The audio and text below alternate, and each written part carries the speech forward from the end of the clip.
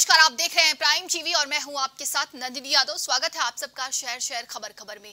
दिल्ली शराब नीति घोटाले में आम आदमी पार्टी के राज्यसभा सांसद संजय सिंह के दो करीबियों सर्वेश मिश्रा और विवेक त्यागी को ईडी ने समन भेजा है। शराब घोटाले में संजय सिंह की गिरफ्तारी के बाद से ईडी ने उनके करीबियों पर नजर रखना शुरू कर दिया है। जांच एजेंसी को उम्मीद है कि इस घोटाले से जुड़े कुछ अहम सुराग उसके सहयोगियों के जरिए से मिल सकते हैं। बता दें कि संजय सिंह 10 अक्टूबर तक ईडी की 5 दिनों की हिरासत में है। सर्वेश मिश्रा संजय सिंह के आंदोलन के समय से युवा सहयोगी रहे हैं। सर्वेश मिश्रा को आम आदमी पार्टी में प्रवक्ता की जिम्मेदारी भी दी गई है। वहीं विवेक त्यागी शुरुआत से ही आम आदमी पार्टी के सांसद संजय सिंह की टीम का अहम हिस्सा है। आम आदमी पार्टी में संजय सिंह उत्तर प्रदेश के प्रभारी भी हैं। सूत्रों के मुताबिक ईडी संजय सिंह और दिनेश अरोड़ा को भी आमने सामने बैठाकर पूछताछ कर सकती है। शुरुआत में ईडी सीजीआर और दूसरे आरोपियों के बयानों को संजय सिंह के सामने रखकर बवाल करेगी। ईडी की तरफ से सवालों की एक लिस्ट भी तैयार की गई है जिसे संजय सिंह से पूछा जाएगा। दिल्ली शराब घोटाले में दिनेश अरोड़ा अब सरकारी गवाह बन गया है। उसके बयान के आधार पर ही संजय सिंह की गिरफ्तारी हुई है। आपने इस गिरफ्तारी का विरोध किया है। ज्यादा जानकारी के साथ ब्यूरो चीफ गौरव श्रीवास्तव जुड़ चुके हैं। गौरव, अब ईडी ने संजय सिंह के करीबियों पर समन भेजा है और बताया जा रहा है कि अब उनसे पूछताछ होगी। बिल्कुल नंदिनी, यहाँ पर ये मामला लगातार उलझता चला जा रहा है क्योंकि यहाँ पर तमाम लोगों के नाम सामने आ रहे हैं। पहले मनीष सिसोदिया का नाम आया, दिनेश अरोड़ा का नाम आया, अमित अरोड़ा का नाम आया। उस पर संजय सिंह को कल गिरफ्तार किया गया। उसके बाद उनको यहाँ पर बताया गया कि 10 अक्टूबर तक यानी 5 दिन की ईडी की रिमांड पर रहेंगी, उनसे पूछताछ जारी रहेगी। और इस बीच में यहाँ पर सर्वेश मिश्रा और विवेक त्यागी दो नाम और सामने आए हैं जो कि संजय सिंह के खास लोग माने जाते हैं। तो अगर जब हम सर्वेश मिश्रा की बात करें तो ये आंदोलन के समय से संजय सिंह के साथ रहे हैं, युवा के समय से अब तक इनका संजय सिंह से इनका लगाव रहा है और ये प्रवक्ता भी हमारी पार्टी के। इसके अलावा अगर हम बात करें विवेक त्यागी की तो हापुड़ के जिला प्रभारी हैं और संजय सिंह की जो टीम है उसके खास उनके हिस्सा हैं। तो कहीं ना कहीं यहाँ पर अब उनको भी नोटिस जारी किया गया है, उनसे पूछताछ होगी और ये कहा जा रहा है आमने सामने बैठा कर यहाँ पूछताछ की जाएगी और तमाम यहाँ पर तथ्य निकाले जाएंगे। पर सबसे महत्वपूर्ण बात यहाँ पर नंदिनी ये भी है कि इसी मामले में जेल में निरुद्ध मनीष सिसोदिया को लेकर भी सुप्रीम कोर्ट का जो एक आदेश आया है कि ईडी यहाँ पर बताए कि जो पैसा यहाँ पर लिया गया है वो किसके माध्यम से आया है, किसके मार्फत आया है और किस तरह यहाँ पर चेन में डिवाइड हुआ है। इस तरह के साक्ष्य अब तक सीबीआई और ईडी द्वारा नहीं दिए गए हैं। इसको लेकर सुप्रीम कोर्ट ने यहाँ पर तीखी प्रतिक्रिया यहाँ पर दी है। तो ये मामला निश्चित रूप से बड़ा मामला हो चुका है। अब इस मामले में आने वाले समय में ईडी की पूछताछ में क्या निकल के सामने आएगा ये भी महत्वपूर्ण रहेगा। विवेक त्यागी और सर्वेश मिश्रा की पूछताछ में क्या कुछ सामने आने वाला है, क्योंकि संजय सिंह में कल भी ईडी के सामने जो तमाम तथ्य रखे तो उन्होंने कहा था कि जानबूझकर को फंसाया जा रहा है, उनका किसी से कोई लेना देना नहीं है और एक कूटनीति के तहत, एक षड्यंत्र के तहत मुझको फंसाया गया है, मुझको गिरफ्तार किया गया, जबकि मेरा इस मामले से कोई लेना देना नहीं है। अगर मेरा मामले से लेना देना होता तो मेरा नाम पहले आ चुका होता, पर यहाँ पर मेरा नाम अब सामने आया है। तो कहीं ना कहीं यहाँ पर एक षड्यंत्र है और ये आम आदमी पार्टी से सरकार, बीजेपी सरकार डर रही है। इसी के तहत मुझे हमेशा यहाँ पर फंसाने का प्रयास किया जा रहा है।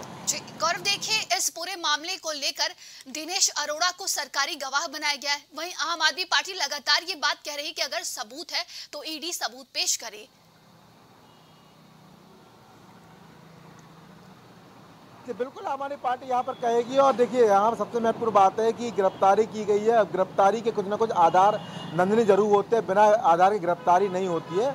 कुछ ना कुछ सबूत यहाँ पर ईडी के हाथ जरूर लगे होंगे। हालांकि सुप्रीम कोर्ट ने मनीष सिसोदिया के मामले में जिस तरह कहा है कि मुझे आप बताएं कि पैसा किस तरह बांटा गया है, किस तरह यहाँ पर लेन देन हुआ है, उसके साक्ष्य भी लेकर आए। तो यहाँ पर तीखी प्रतिक्रिया सुप्रीम कोर्ट की जरूर आई है। हो सकता है संजय सिंह वाले मामले में भी ऐसी प्रतिक्रिया आ जाए, क्योंकि यहाँ पर फिलहाल पूछताछ जारी रहेगी और पूछताछ के माध्यम 5 दिन की रिमांड यहाँ पर है। पूछताछ के माध्यम से क्या कुछ निकल के सामने वाला आता है ये भी महत्वपूर्ण है, क्योंकि यहाँ पर अमित अरोड़ा, दिनेश अरोड़ा जब सरकारी गवाह बन गए थे तब से मामला लगातार उलझता चला जा रहा है। और फिलहाल यहाँ पर सर्वेश मिश्रा और विवेक त्यागी का क्या होने वाला है ये कहा था, इन चीज़ों को सुलझा पाएंगे और आने वाले समय में इनसे पूछताछ कितनी होगी, क्या ये भी गिरफ्तार होंगे, ये तमाम प्रश्न इस समय हमारी पार्टी के सांसद संजय सिंह के सामने और शायद यहाँ पर सर्वेश मिश्रा के सामने भी और विवेक त्यागी के सामने भी। जी देखिए, भारतीय जनता पार्टी पार्टी की तरफ से लगातार यही बात कही जा रही है कि अब ये जांच कहां तक पहुंचेगी, क्योंकि अब इसकी आंच जो है मुख्यमंत्री अरविंद केजरीवाल तक भी पहुंच सकती है। लगातार भारतीय जनता पार्टी इस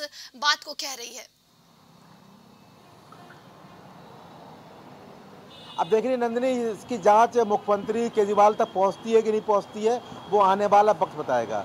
पर चूंकि मामला इस समय गरमाया हुआ है और जिस तरह गिरफ्तारी हो रही है, 5 दिन की रिमांड यहाँ दे दी गई है, उसके बाद यहाँ पर 2 लोगों को और नोटिस जारी कर उनको पूछताछ के लिए बुलाया है, तो कहीं ना कहीं ये मामला इतना सामान्य नहीं है और निश्चित रूप से इसके तार बड़े जुड़े हो सकते हैं। अब आने वाले समय में स्पष्ट हो जाएगा कि वास्तव में ये घोटाला क्या था और किसमें इसकी महत्वपूर्ण भूमिका रही थी।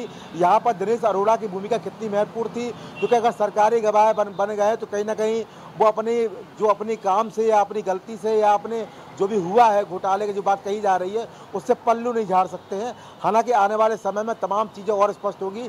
इसकी आज कहां तक पहुंचेगी, क्या इसकी आज की जद में मुख्यमंत्री अरविंद केजरीवाल आएंगे कि नहीं आएंगे, ये भी बड़ी बात होगी। और आम आदमी पार्टी के तमाम ऐसे नाम जो हमेशा चर्चा बने रहते हैं, क्या उन तक भी इसकी जांच पहुंचेगी, ये बड़ा प्रश्न फिलहाल आम आदमी पार्टी के सामने है और शायद यहाँ पर ईडी के सामने भी। गौरव, एक पार्टी के रूप में देखा जाए तो आम आदमी पार्टी इस समय मुश्किलों से गुजर रही है।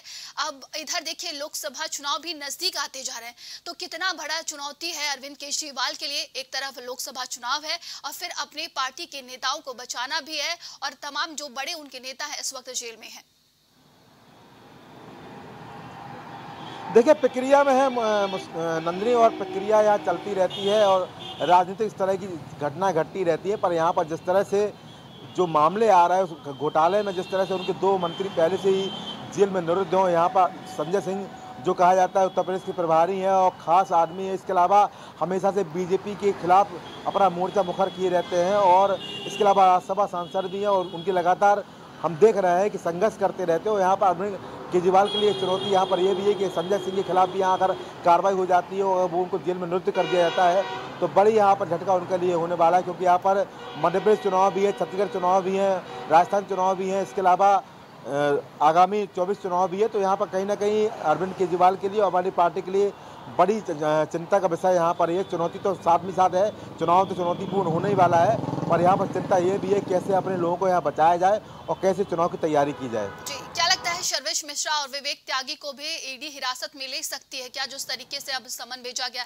अब पूछताछ होगी, बताया जा रहा है कि बैठ के पूछताछ की जाएगी आमने सामने। देखिए नंदिनी, उनको मैंने आपको बताया पहले भी कि वो गिरफ्तार होंगे नहीं होंगे ये प्रश्न ईडी के सामने है, और अगर सबूत मिलेंगे तो उनकी गिरफ्तारी भी हो सकती है। सम्मन भेजा गया है, इनके खास है और इनके खास होने के चलते अगर कोई बात सामने आई है, उनको सम्मन भेजा गया तो कोई ना कोई आधार ईडी के पास होंगे। अब ईडी उस आधारों को मुहैया कराकर, उन आधारों को साक्षी मानकर कितना बड़ा निर्णय लेती है, उनको गिरफ्तार करती कि नहीं करती है, वो यहाँ पर देखने वाली बात होगी। फिलहाल यहाँ पर अगर संजय सिंह के लिए मुश्किलें बढ़ी हैं तो यहाँ मुश्किलें विवेक त्यागी और सर्वेश मिश्रा के लिए भी बढ़ सकती हैं। तमाम जानकारी के लिए बहुत बहुत धन्यवाद आपका।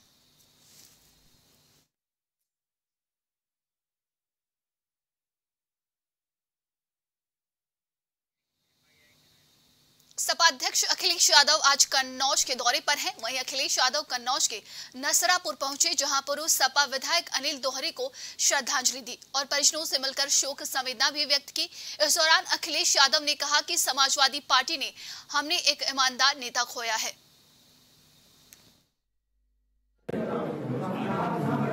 हालांकि पुराना राजनीतिक परिवार रहा, उनके पिताजी से लेकर के वो खुद और परिवार के सभी सदस्य लगातार सेवा में लगे रहे जनता के।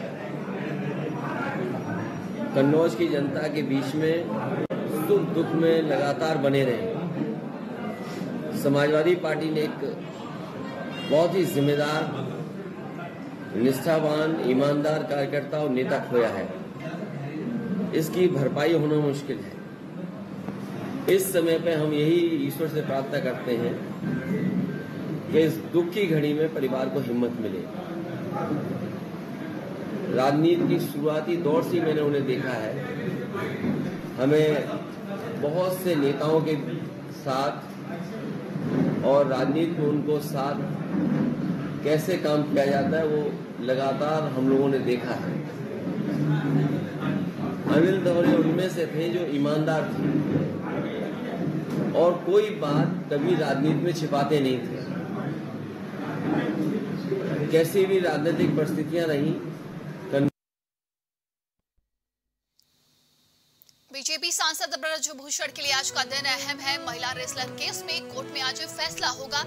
पॉक्सको कोर्ट में आज फैसला सुनाया जाएगा। बता दें कि रिपोर्ट स्वीकार होगा या नहीं, आज इस पर फैसला आएगा।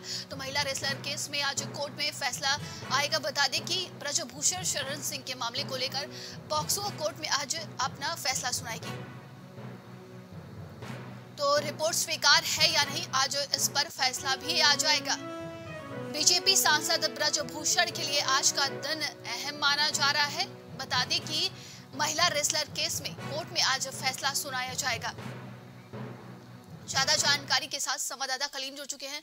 कलीम, पॉक्सको कोर्ट में आज फैसला सुनाने की बात कही जा रही है ब्रजभूषण शरण सिंह के लिए। देखिए नंदनी जी, जिस तरीके से बात की जाए 5 रेसलर के मामले में ब्रजभूषण के खिलाफ जो मुकदमा दर्ज था, जिसमें पॉक्सो की धारा भी लगाई गई थी, दिल्ली पुलिस इस मामले में अपनी पूरी तफ्तीश कर रही थी और तफ्तीश करने के जिस तरीके से चार्जशीट दाखिल की थी, चार्जशीट दाखिल होने के बाद कुछ लोग विदेश में थे, विदेश में रहने के कारण उनका जो बयान नहीं हो पाया है, रिपोर्ट जो मांगी गई थी वो पूरी तरीके से आज जो अहम फैसला आना है, यानी कि उनके ऊपर जो आरोप की बात की जाए, क्या आरोप सिद्ध होते हैं उनकी अगर बात की जाए, क्योंकि आज जो फैसला आएगा वो पॉक्सो की धाराओं पे आएगा। क्योंकि कोर्ट में जिस तरीके से मुकदमा चल रहा था रेसलर को के मामले को लेकर के, क्योंकि अगर इनके ऊपर आरोप सिद्ध हो जाता तो जाहिर सी बात है इनके खिलाफ एक बड़ी कार्रवाई भी देखने को मिलेगी। क्योंकि अगर इस मामले के लेकर के अगर बात की जाए क्योंकि रेसलरों के द्वारा लगातार दिल्ली के जंतर मंतर पर लगातार अपना विरोध दिखाया गया था। विरोध के बाद इस मामले में मुकदमा दर्ज हुआ था। वो मुकदमा दर्ज होने के बाद इस मामले में पहले तो हीला हवाली की जा रही थी, लेकिन उसके बाद जब पुलिस ने इस मामले में तफ्तीश की तो तफ्तीश के बाद जो साक्ष्य मिले थे उसके आधार पर जो अपनी चार्जशीट तैयार की और चार्जशीट तैयार करने के बाद जो है कोर्ट में अपनी चार्जशीट दाखिल की थी। लेकिन अगर बात की जाए इसमें एफएसएल रिपोर्ट की, तो एफएसएल जो रिपोर्ट भी कोर्ट ने तलब किया था, तो उसके आधार पर एफएसएल रिपोर्ट में काफी समय लगा था, कुछ बयानों में समय लगा था, क्योंकि ये बताया जा रहा था दिल्ली थे वो लगातार विदेश में थे। वो विदेश में भी उनको समन दिया गया था, वो लोग आए, फिर उसके बाद उनके बयान दर्ज हुए। बयान दर्ज होने के बाद कोर्ट में फिर से जो अपनी पूरी चार्जशीट थी वो दाखिल हुई और इसके बाद अब जो फैसला आना है वो फैसला अहम होगा, क्योंकि उस फैसले पर ये देखना होगा, क्योंकि जाहिर सी बात है अगर पॉक्सो की धारा में जो मुकदमा दर्ज होता है या फिर 354 की धारा में जो मुकदमा दर्ज होता है और उसमें अगर चार्जशीट लगती है, आरोप सिद्ध हो जाता है, तो जाहिर सी बात है ये गैर जमानती वारंट होता है और इसमें जो गिरफ्तारी होती है और फिलहाल 5 साल की सजा है इसमें वो होती है। और अगर इस मामले में अगर जाहिर सी बात है आरोप सिद्ध होता है तो एक बड़ी कार्रवाई भी देखने को मिलेगी। फिलहाल ये जरूर कहा जा सकता है कि ब्रजभूषण की जो मुश्किलें है वो लगातार बढ़ रही, क्योंकि इससे पहले भी लगातार ये विवादों के बीच रहे हैं, किसी तरह की कार्रवाई नहीं हुई। और इससे पहले लगातार जो पुलिस की बात की जाए, पुलिस भी हिला हवाली कर रही थी। लेकिन अब ये जो फैसला है वो अहम मुद्दे पर आ चुका है, क्योंकि कोर्ट ने भी इसका पूरी तरीके से संज्ञान लिया था और चार्जशीट भी दाखिल हो चुकी है। अब देखना ये होगा नंदनी जी कि आखिर मामले में जो फैसला सुनाएगा कोर्ट, वो फैसला क्या होगा। क्या ब्रजभूषण के खिलाफ आरोप सिद्ध होंगे या फिर आरोपों की जो बात की जाए वो आरोप किस ओर जाएंगे। जी बिल्कुल, आज सबकी नजर इसी पर रहेगी कलीम, क्योंकि आज क्या फैसला आ सकता है ये देखने वाला ही होगा। देखिए, पहलवानों ने कई दिनों तक धरना प्रदर्शन दिया था और इसी बीच वो गृह मंत्री अमित शाह से मुलाकात भी किए थे इस पूरे मामले को लेकर। तो आज अहम दिन है, क्योंकि माना जा रहा है कि आज क्या कुछ फैसला आ सकता है पहलवानों के हिस्से में।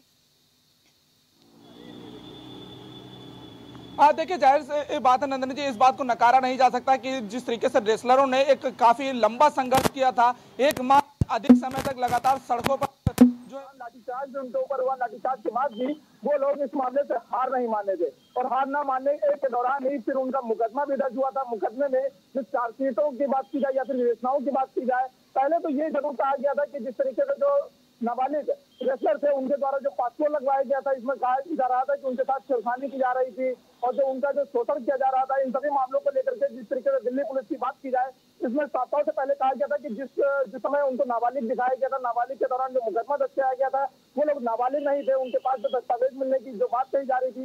लेकिन उसके बाद जब जांच तेज हुई, जांच के दौरान कुछ ऐसे भी साक्ष्य मिलने का दावा किया गया जिसके आधार पर जो पॉक्सो की उसकी धाराओं में जो चार्जशीट की बात की जाती थी वो दाखिल की गई। लेकिन अब सवाल ये है कि जिस तरीके से काफी समय इसमें घसीटा गया, जांच पूरी चली, जांच के बाद आखिरकार कोर्ट पर यह फैसला अहम आज हो जाता है कि आज इस मामले में कोर्ट सुनवाई करते हुए आज ये फैसला भी अपना सुनाएगा, क्योंकि कई बार समन भी दिया गया था। समन के दौरान ब्रजभूषण केस भी नहीं हुए थे, लेकिन अगर पिछली बार उसकी बात की जाए अगस्त में वो किस तरीके से पेश हुए थे। पेश होने के दौरान जो बहस भी हुई थी, बहस के दौरान जिरा किया गया, जिरा में क्या कुछ बोला गया, क्या कुछ आरोप सिद्ध हुए। उसके बाद आज का जो दिन है वो ब्रजभूषण के लिए अहम होगा, क्योंकि आज उनके फैसले का सुनवाई का दिन है कि आखिर उनके ऊपर जो आरोप है वो आरोप सिद्ध किए जाएंगे या फिर उनको बरी किया जाएगा। फिलहाल जो पास्को है, पास्को एक गंभीर धारा है। फिलहाल इस गंभीर धाराओं में पुलिस ने गिरफ्तारी तो नहीं की, लेकिन गिरफ्तारी के बाद अगर बात की जाए कि कोर्ट का जो फैसला है वो क्या होता है और उसके बाद क्या कुछ गिरफ्तारी होती है, ये अहम चीज होगी।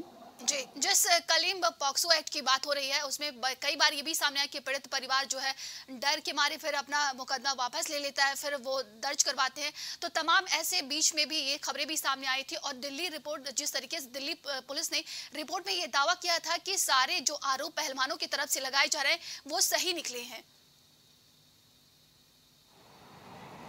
देखिए नंदनी जी, इस मामले में साफ तौर से कहा जा सकता है कि जिस तरीके से जो रेसलर थे वो लगातार अपना जब विरोध कर रहे थे, एफआईआर की बात की जाए, मुकदमे के बाद की बात की जाए, उस दौरान कई मैसेज वायरल हुए थे कि आपस में समझौता हो गया है, नौकरी की जो बात है वो लोग नौकरी पर चले गए हैं जो रेसलर थे। लेकिन इसी बीच जब ऐसा मामला सामने आया तभी रेसलर फिर सामने आया और उन्होंने साफ तौर से कहा कि इस मामले में किसी तरह का कोई समझौता नहीं हुआ है और इस मामले में वो लगातार कार्रवाई के खिलाफ खड़े रहेंगे और वो कार्रवाई इस मामले में चाहते हैं। लेकिन इसके बाद ही पुलिस तेज हुई थी और पुलिस ने अपनी जांच पड़ताल में आरोपों को सिद्ध किया था कि जिस दौरान ये उन लोगों का शोषण करने का जो आरोप लगाया गया था उस दौरान वो जो रेसलर थे वो नाबालिग थे, जिसको लेकर के पास्को एक्ट की धाराओं में मुकदमा भी इस मामले में दर्ज हुआ था। पास्को की धाराओं में ही पूरे मामले की तफ्तीश जो है वो की जा रही, तो तफ्तीश के आधार पर ही पूरी रिपोर्ट भी तैयार की गई है। तमाम जानकारी के लिए बहुत बहुत धन्यवाद आपका।